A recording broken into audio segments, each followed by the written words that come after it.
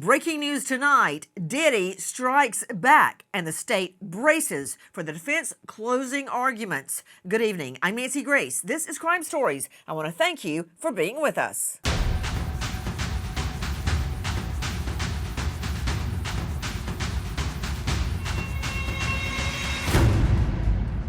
At the courthouse, Vegas odds even.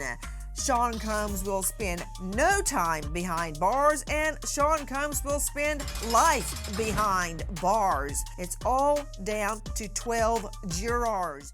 We are headed into a verdict watch here at Crime Stories. Now, straight to Crime Stories investigative reporter Sydney Sumner. Sydney, the state is braced. Closing arguments going throughout the day. The state went 5 hours in closing arguments, and they were withering. The jury making notes furiously and leaning forward in their seats. That's always a good sign, but you can't call this in the fifth inning. No, there's a long way to go. Sydney Sumner, today, defense closing arguments start at the beginning with Sean Combs walking into the courtroom all namaste. What happened? Well, Nancy, we have heard reports that Diddy has been greeting his lawyers with a yoga studio-esque bow, clasps his hands together, gives them a little nod of respect as he greets them in the morning. Today is all about the defense just stop right there. What? What? A yoga Zen thing? What are you talking about? Well, Nancy, I don't know if you've ever been to a yoga class. I used to attend pretty often, but you just, at the end of class, at the beginning of class, you put your hands together and you do a short little bow to everyone else in the classroom to show your respect for everyone. And that's exactly what Combs has been doing to all 8 of his lawyers in the courtroom every morning when he comes to see them. Sydney, you cannot live in New York City, in Manhattan, and not be subjected to a yoga class, particularly a hot yoga class, the worst. But what you're saying is like a Zen namaste. Oh, okay. You know what? Straight out to Lynn Shaw joining me, Executive Director, founder of Lynn's Warriors, dedicated to ending sexploitation, trafficking of women and girls. You know, namaste, my rear end. He can namaste his way all the way to the MDC. He wasn't all namaste in the middle of all these freakoffs. You know how big of a stack? They had to do an 800 number for all the women calling in claiming that they were victims of Sean Combs freak-offs, king nights, hotel nights, whatever euphemism he wants to use. These women claiming they were drugged in their drinks, that they woke up covered in baby oil with their vagina hurting, and he's all namaste, my rear end. What a slap in the face to all victims of any kind of sexual exploitation, abuse. I mean, this is horrific. And you know what? I'm putting my money on the jury that everybody can see right through this act of contrition, because this is horrific that he's allowed to walk into court and he's being all cute and calm. And you know what? Yesterday I was saying I don't want to call him the nicknames I've called him, Dirty Diddy and things like that. But today I want to go back to that because I am sick and tired of this. Who is protecting, who is talking to, who is giving advice, counsel to these hundreds, as far as we know, right? You know, victims of his, probably thousands over the years. So I'm just hoping that this playbook of his, this Dirty Diddy playbook, everybody's onto him, everybody's sick of him. And you know what? We have to turn that focus and hope and hope and hope that victims, survivors, anybody watching this, he's turning it into a laugh stock fest here, some kind of festival. This is a court of law. He's supposed to be up for his life, right? And the family and him and the lawyers singing, it's too much, Nancy. It's just too much. I know. Did you hear that yesterday, Dr. Bethany Marshall? You were with us last night when we learned that Agnifilo, the defense attorney, went on the mic and started singing, her name was Lola. He started singing Copacabana in a sex trafficking trial. And it just threw me over the edge because I have dealt with victims. You know, look around, look around. I'm looking around the studio. At least 1 in 4 women have been sex assault victims. Think about that. Think about it. People you'd never suspect have been sex assault victims. And he's singing Copa into the microphone, and now Sean Combs comes in and does the Namaste. Really? He can chill out behind bars for the rest of his life for all I care. Nancy, What's the it's not just dichotomy? What is this?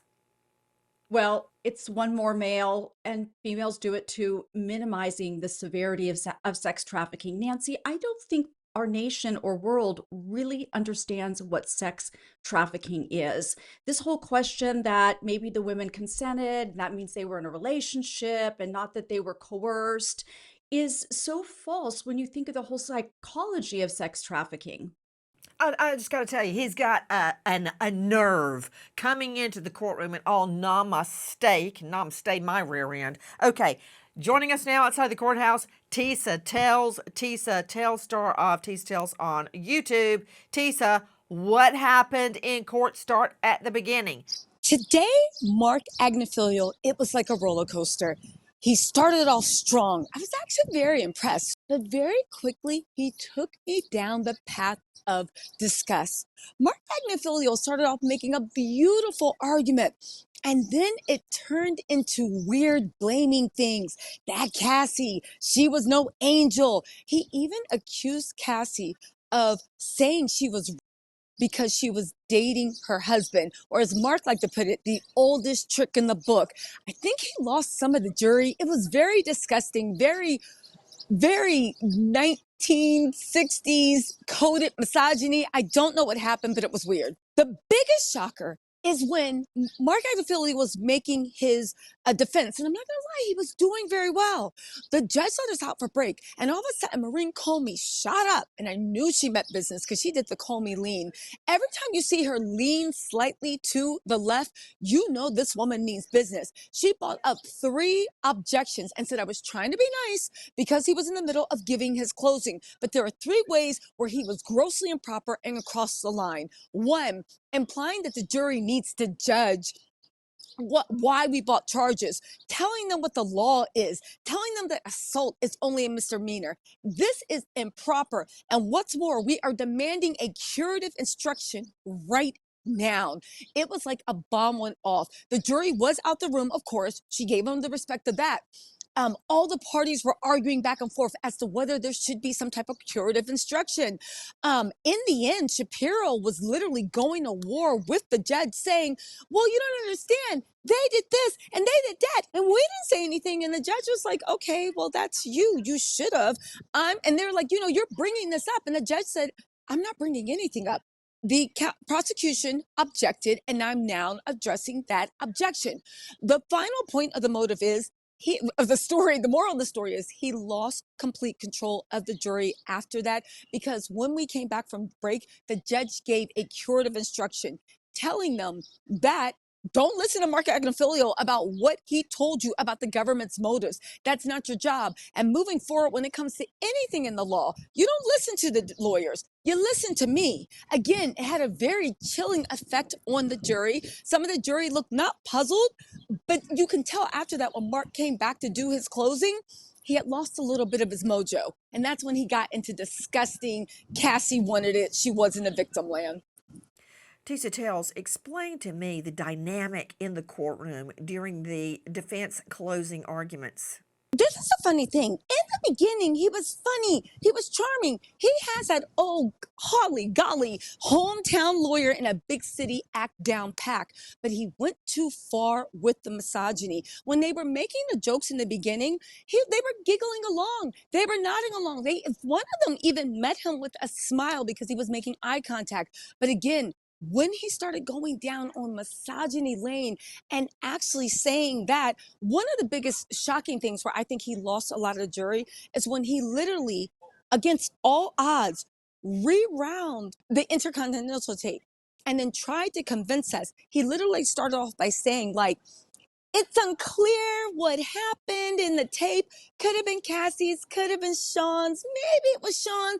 I don't know. We need to look into this. And then they walked us through the tape frame by frame and tried to show us how Cassie wasn't the victim. And they even tried to paint a picture that she was the aggressor and that no violence really happened. To quote what he said, that was just something they do and the way they were in the relationship. It was shocking to see. And at that point, even some jurors were sitting there.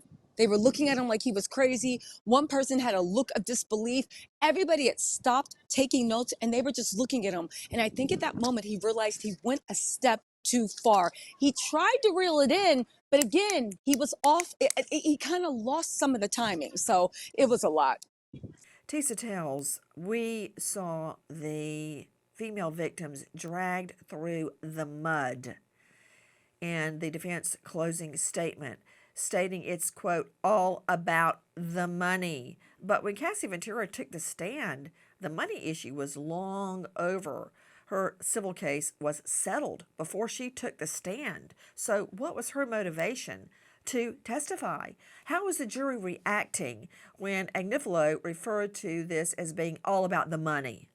Okay, where he started off on his road to depravity is by saying, when he talked, first he started off talking about Diddy and how he's self-made and blah, blah, blah, blah, blah. And by the way, there's not that many black billionaires. To me, okay, Mark, we just let it slide, okay? The issue was when he literally started talking about Cassie and saying, Cassie's a millionaire. Cassie's fine. Cassie's not a victim, almost implying that because she had to fight him tooth and nail for that money, that we should let this all go away. He even went so far as to say, and Jane, I don't know where she is right now, and I'm sure she wants to be a good mother to her son, but we know that he's sitting there and she's sitting there probably watching this from the house that Sean Combs is paying for. They kept putting it back to money. Cassie's not a real victim because she has $30 million. Cassie's not a victim. And then he started painting Cassie into this almost like weird, seductress Lolita. It was weird and it was disgusting when he was like, Cassie knew what she was doing. She lured Sean out to Miami and then made love to him. We are talking about a woman that was like at the very most, very early 20s and a man that was 20, 25 years her senior. Might have even been double her age. On top of that, he went into how Cassie was playing Kid Cudi, Antron. They kept trying to paint her as this Lolita vixen that had all the men's by the nose. And this is when they were even talking about the brutality that happened in the Intercontinental and the hotel room. Again, I think he went too far. I think he lost a lot of people, and it was really disgusting to see. Tisa tells, who was in the courtroom for closing arguments for the defense? His whole family was there. Everybody was there. Everybody was eager. The girls yesterday, they seemed to be tearful. Today, they are trying to hold it together. He is in court with everybody there, and they seem to have the rally call with Marc Agnifilo. The only thing is with Marc Agnifilo, I don't think he made the groundways he thought. It's like every time he got a win, he went too far and it would come back. But again, his family was there. They were looking hopeful. Tisa tells, what happens now? You know, I usually have so many fun things to say about what's going on in the trial. What happens now is we really have to think, is this a fight for America's soul?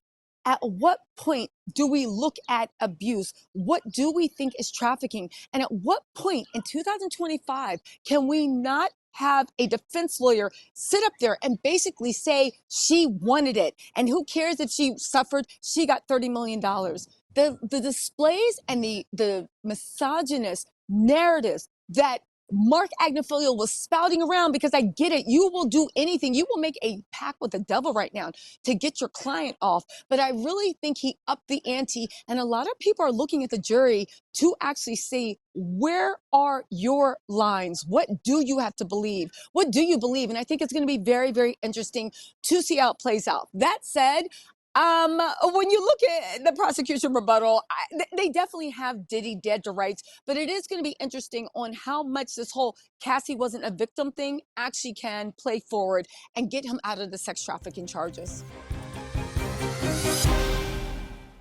Please join us on our mission to find missing people, especially children, to solve unsolved homicides. If you're on the go, catch us on your favorite podcast app where you can get all of our content where we, in our own way, seek justice. Sydney Sumner, after all the Namaste went down in the courtroom, what happened? Well, Marc Agnifilo came up to the stand to start giving his closing arguments, and I'm curious to see how short they're going to be. Are they going to be just like the case in chief, only a few minutes, wrapping this up nice and quickly for the defense? But his very first words was, you've heard two different trials. You've heard the evidence trial, and you've heard the prosecutor's trial, the words coming out of their mouths. And those words are extremely exaggerated. This is just a swinger's lifestyle. That's what the evidence told you, but prosecutors are telling you this was a crime. Okay, here we go. The minimization of what happened. That the women are hysterical. Why is it always women are hysterical and they're exaggerating? And the female prosecutor that gave the closing arguments, which were brilliant, by the way, Christy Slavic, exaggeration. You know, Eric Faddis, there are women on that jury, right? Eric Faddis, veteran trial lawyer, joining us out of Colorado. He is the founding partner of Varner Faddis Elite Legal and former felony prosecutor. That would be the last thing that I wanted to do if I were, Lord help me, a defense attorney, is claim that all the women are hysterical and exaggerating. You know, there's some women sitting on that jury going, say what? Yeah, Nancy, there are sensitive issues in this case, clearly. And as a defense attorney, you got to make sure you're not offending the sensibilities of the jurors. You can be passionate, you can be a zealous advocate, but you got to be careful about, playing into some trope that women who have been victimized and who are survivors were just, making it up or making a big deal out of nothing or something like that. And so I think he's got to really be careful because he runs the risk of rubbing them the wrong way, and then that impression is left with them back in the deliberation room. Straight back out to Sydney Sumner, Crime Stories investigative reporter. I understand that Sean Combs had his son Christian Combs, along with his god uncle Kanye, very busy last night. Yes, they have released an EP today, and one of the songs on that EP is called Diddy Free, and the lyrics say that we aren't going to sleep until we see Diddy free. And those lyrics actually mention you, Nancy. They don't understand, but they stand me. Tell them, give me grace, even Nancy. So this isn't the first song that he's released speaking about his dad's legal troubles. And honestly, I don't think they're doing any positive things for him.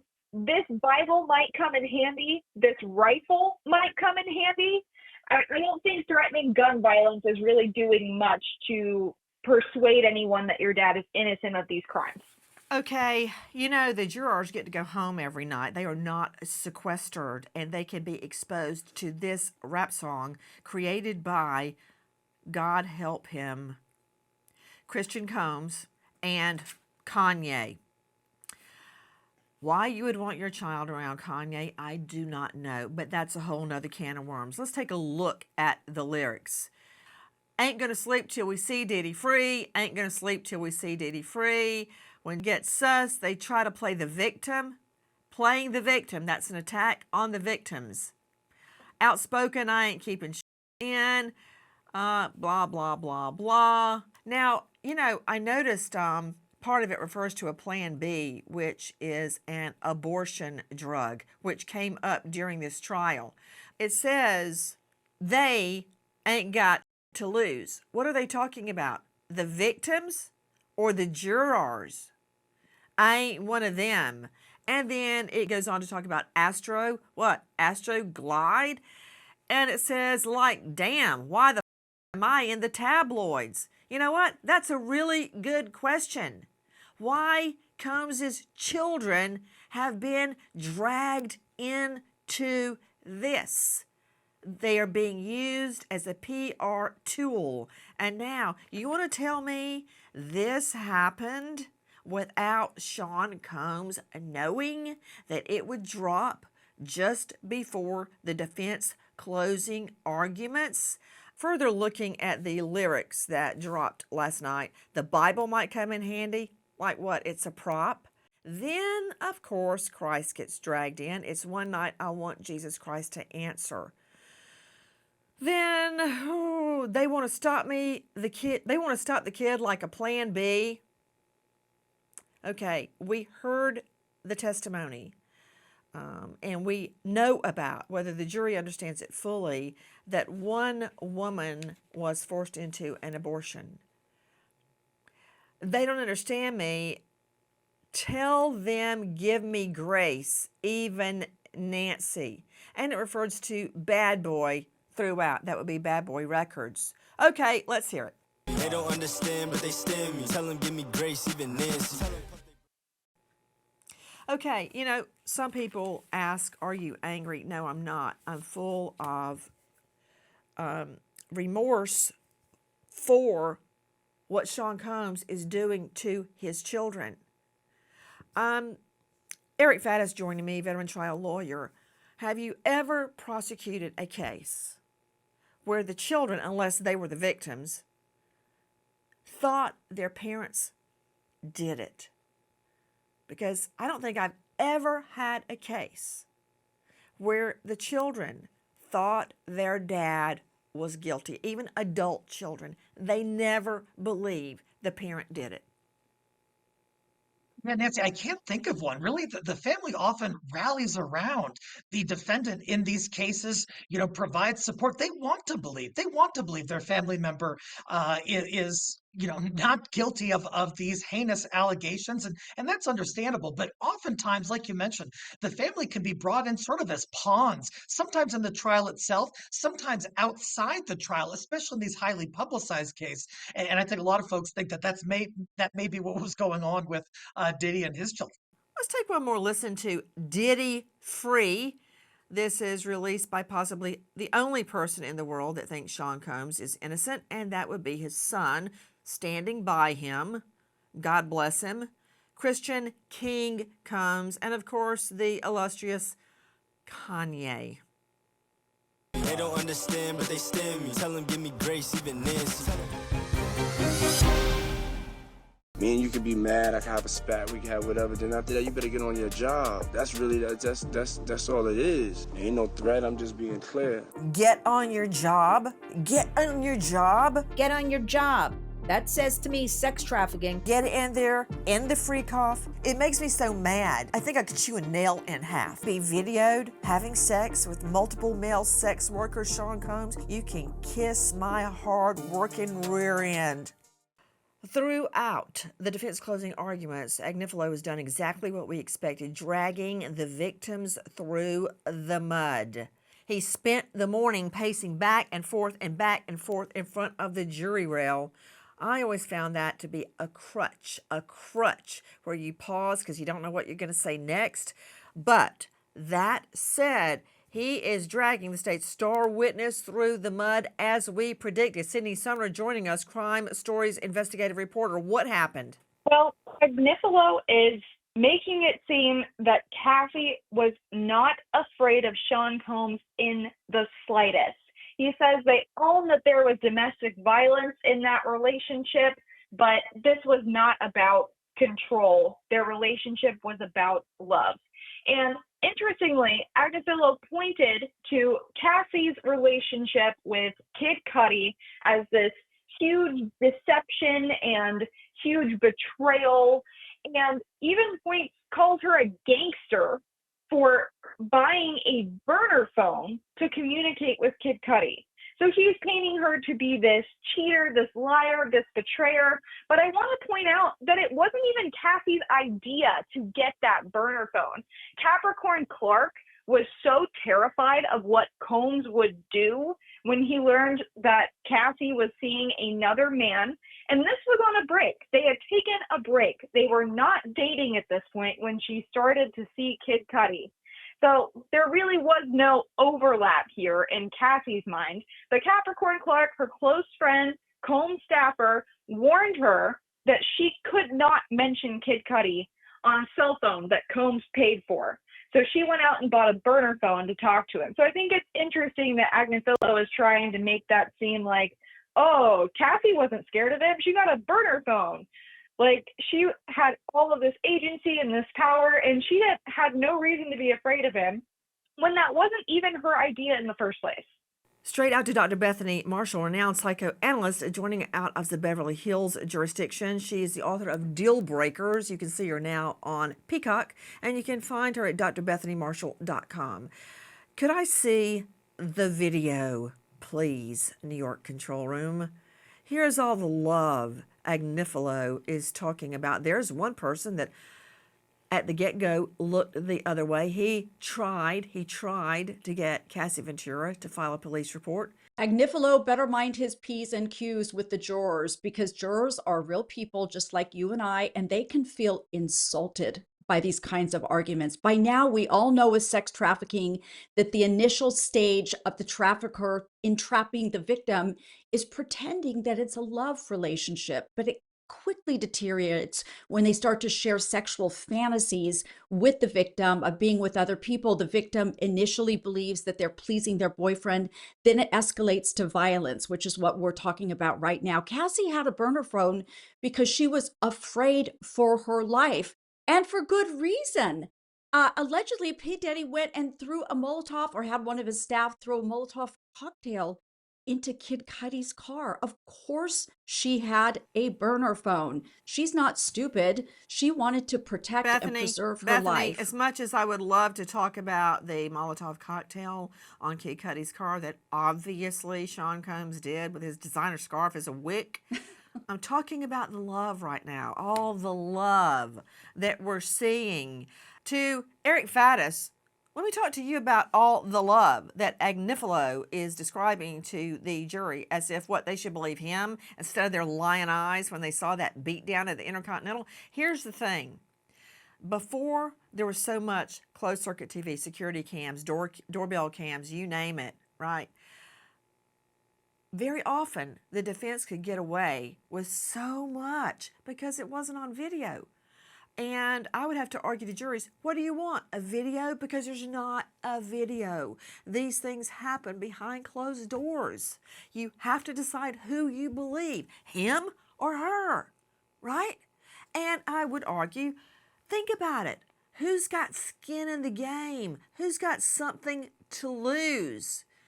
He is looking at life behind bars. He's got a dog in the fight. So think about that when you weigh credibility, who is telling the truth, who to believe. But now we have the video. So Agnifilo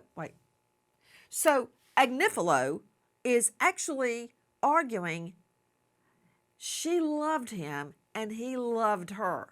So what are they supposed to just erase that video out of their mind? Because we have the video. Yeah, exactly, Nancy. I mean, here, the defense can't really, sort of fabricate something about a really rosy and nice relationship and rainbows and sunshine and everything else. You look at the video and clearly it's much more complicated than that. That being said, defense has no choice but to go after Cassie's credibility. There have been some inconsistent statements, and that Put him is, up, please. defense's duty. Put him up. Did you ever see Love Story with Ryan O'Neal and Ally McGraw? Did you ever see it? That's a yes, no. Simple yes, no, Faddis.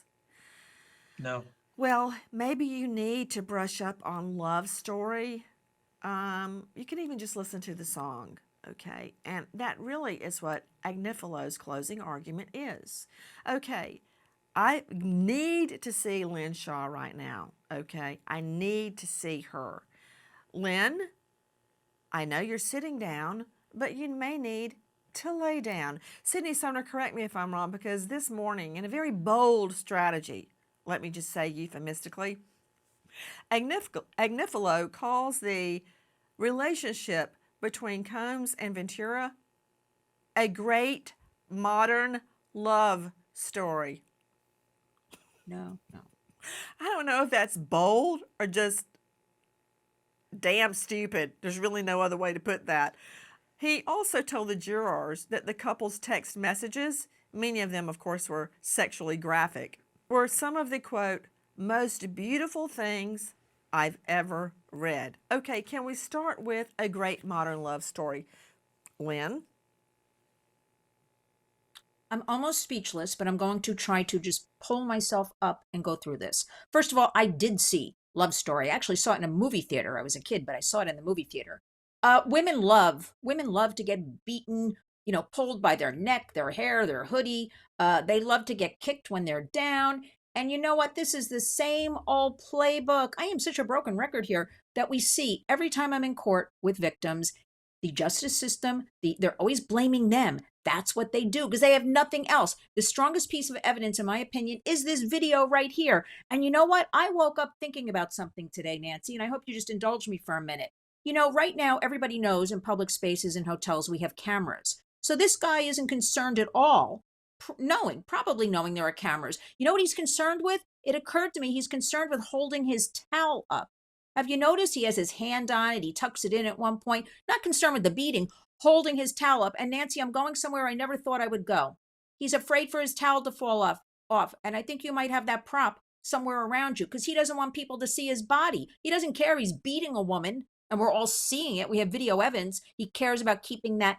There you go. I thought I'd never go here, Nancy, but I have to go there because I woke up thinking about it. He's more concerned that we don't see that TR. I don't want to say the whole thing because this is a family program. Tootsie but that's Roll? what he's. Some people You have can say even it gone for so me. far to refer to it as a little raisin. But that said, He doesn't I want don't know people to anything see it. about that. Well, he's holding that Gee, I towel up. wonder He's not why. concerned about beating. But can I He's not get concerned about your beating. take on? Hey, wait for this.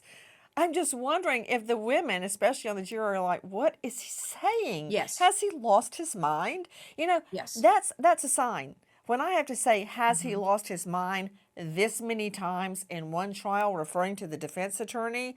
Another thing, Agnifilo argued, in addition to the horribly, hey, can we show the bruises on Cassie's side? This is the loving relationship we're talking about. Now, okay, to Dr. Bethany Marshall, Agnifilo calls the relationship between Combs and his victim, Cassie Ventura, a, quote, great modern love story. He also says that their texts referring to Freakoffs and graphic sex were, quote, some of the most beautiful things I've ever read. Poor thing. He obviously did not take English literature in college. But also, you're sitting down, right, Bethany? Okay, because Agnifilo argues to the jury, wait for it, Combs and Ventura were, quote, their best selves when it came to sex. It was a relationship based on love and intensity. You mean the intensity of his right hook?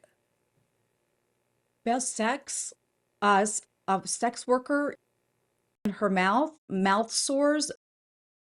I don't think so. Remember Scott Peterson, the one in the Midwest, the police officer who wrote a Valentine's note to his wife saying, nothing says I love you like a Glock, and then she ended up dead. That's where violence and love get confused as one and the same. Violence and love are not the same thing at all. They're very different. They're different properties. They're different attachment styles. I see no evidence of love in this relationship. None at all. Why would Cassie love somebody who abuses her? In fact, I think it's more the Stockholm syndrome, these supposed love letters, or when the victim is just happy that the perpetrator hasn't killed them. They feel inordinately grateful to still be alive, and then they placate the abuser so that they will not be abused again. That's not a love letter, Nancy. That's a sex trafficked victim trying to keep herself safe. Straight back to Crime Stories investigative reporter on the case from the beginning, Sydney Sumner joining us. Okay, so in closing arguments this morning, Agnifilo hit and he hit hard, basically conjuring up the love song of Love Story with Ryan O'Neal and Ali McGraw, right? Could you please refresh our recollections on what he actually fixed his mouth to say to the jury? His words exactly were, "A great modern love story describes the relationship between Sean Combs and Cassie Ventura." And he said that their text messages were some of the most beautiful things I've ever read. Okay, Dr. Bethany Marshall. Dr. Bethany, where do I begin to tell the story of how great a love can be? The sweet love story that is older than the sea. The simple truth about the love she brings to me. Where do I start? See, that's the problem right there. What Agnifilo's doing right there. He is transplanting love onto vicious beatings where the victims would get mouth sores, stomach ailments, STDs that were so strong the antibiotics wouldn't work on them anymore. The beatings, the draggings, the slices to the head. And he calls this the greatest love story he's ever seen. Is anybody buying that? That's why women continue to be beaten and killed. He's saying it was a great love story. We can all see that there was no love there at all. But Agnifilo is actually engaging in a logic flaw because let's say there was love, which there wasn't. That doesn't matter in terms of the charges. All that has to be proven is that once he used force, fraud, or coercion to get somebody to perform sex acts. So why does it matter if there was a great love story, which we know there wasn't? But most of all, this just serves as a huge disservice to women. And I think it's interesting that a man is making this argument. Doesn't he have daughters, sisters, a mother? Doesn't he know what sex abuse is? I know he's just trying to mount a defense, but I don't know how he could get up there and just lie. It's so unfortunate. It's like he's manipulating the jury. Another thing that we must keep in mind is the state has a right to a rebuttal argument. Explain very quickly, Eric Faddis. Because the state has the burden, they get essentially two closing arguments, an initial one, and then the defense goes, and then the state goes again. And it really has to be responsive to the defense's argument and countering some of the points defense makes during their closing argument. Guys, the world has known what was happening behind closed doors forever. The feds finally acted when Cassie Ventura brought a civil lawsuit and got a settlement of $20 million the very next day. Sean Combs issuing a pathetic sad sack apology that went out on his Insta. I mean, even Eminem rapped about it. Listen. I'm like an R-A-P-E-R, got so many essays. Wait, he didn't just spell the word rapper and leave out a P, did he? Did he? He didn't just say per. Did he? I mean, come on. He is rapping about it. He's waving it right under the feds' noses. Everybody knew. Okay, what about this? On Conan. And this was years before these charges. When you go to a hotel, anytime you go to a hotel, you don't just check in the way everybody else does. You send someone ahead to prepare the hotel room for you. It's called preparing the sexy. Of course, as we learned at trial, the people really preparing the sexy, as he refers to it, are the minions. Translation in legal terms, all of the employees and co-defendants, co-conspirators that create a criminal enterprise. Now, that was from our friends at Late Night with Conan O'Brien, and there's more.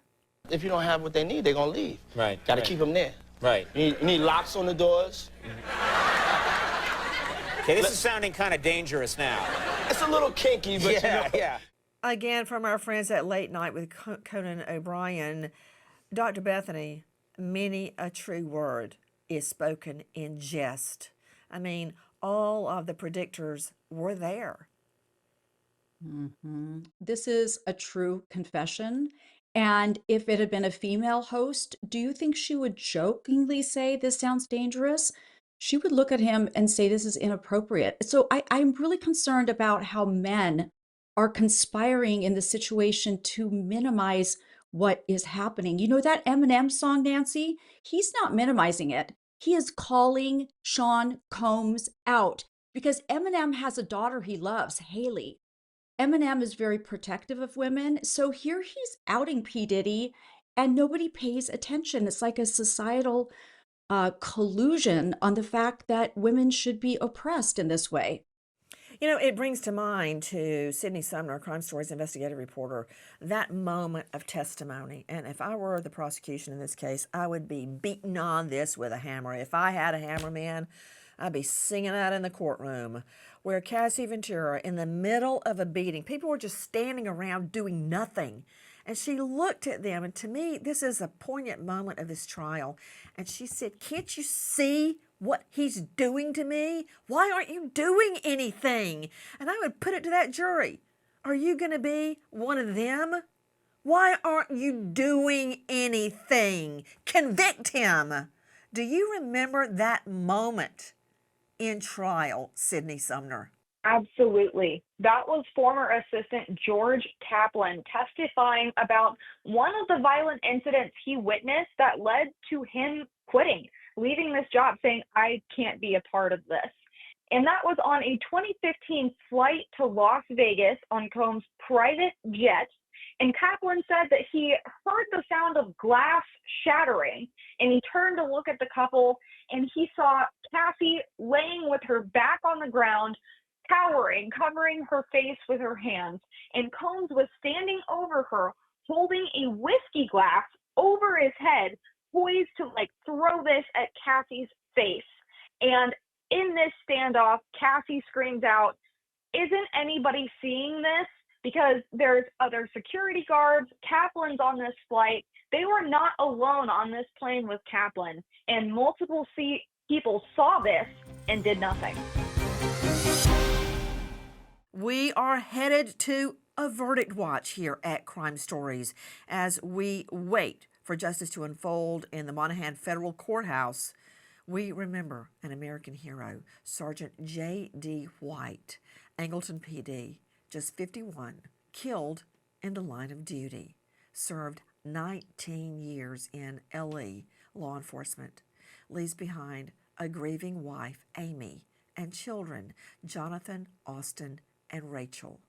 American hero, J.D. White.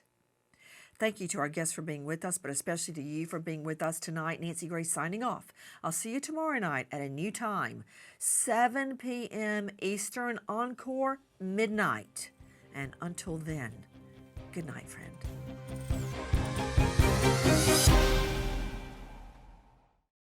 Please join us on our mission to find missing people, especially children, to solve unsolved homicides. If you're on the go, catch us on your favorite podcast app where you can get all of our content where we, in our own way, seek justice.